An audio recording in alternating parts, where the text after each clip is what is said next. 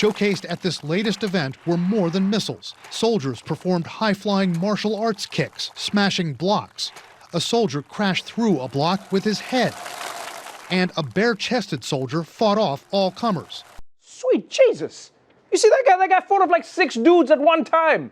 We're gonna smuggle him out of North Korea and get him to Waffle House ASAP. Your new champion is here! The other guy just ran through like a block of concrete. I didn't know North Korea was deploying Kool-Aid Man technology.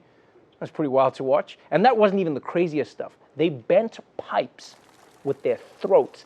They broke out of chains like a shaved King Kong. And look at this shit.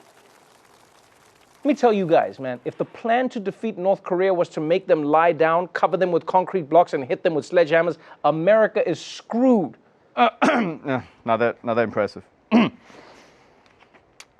sorry, what? I was just saying that, man, we've been watching Americans on TV do that for decades now. I mean, do you think that's scary? We should have a versus between those guys and Chris Angel and David Blaine and David Copperfield. Okay. Those guys have been lying on that stuff. Go to Vegas for one night. That's rougher than what those guys did. It's one thing for you to interrupt the show. Don't interrupt the show with bullshit. That was impressive. Have you run through bricks with your face? Oh, I mean, not me. I've seen people do it. If you want to scare the North Koreans, send them Jackass 1 and 2.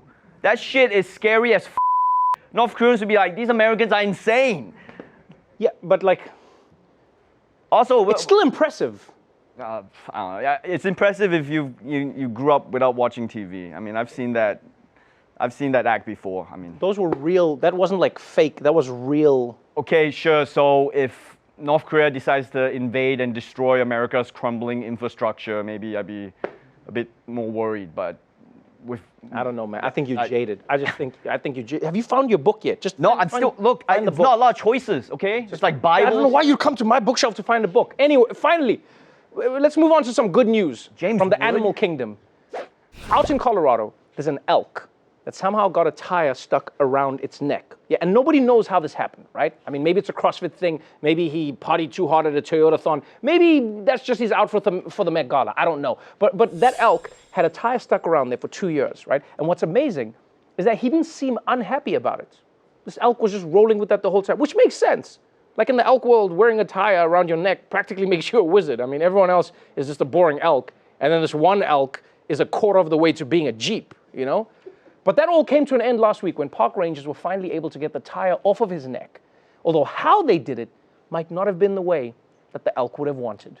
Our other officer, Dawson Swanson, was able to sneak within range and was able to make a good shot with his tranquilizer gun. Officers Murdoch and Swanson first trying to cut the tire off. Unfortunately, once you get to the steel bead, it was really slow going. But they knew the tranquilizer wouldn't last long on the 600-pound elk. So they went with plan B. We ended up just cutting the antlers off, pulling the tire up over its head. Young Eddie the elk finally free of that accidental accessory. And don't worry, no antlers, no problem. These animals will grow another set of antlers next year, and he will function and live a perfect and healthy life.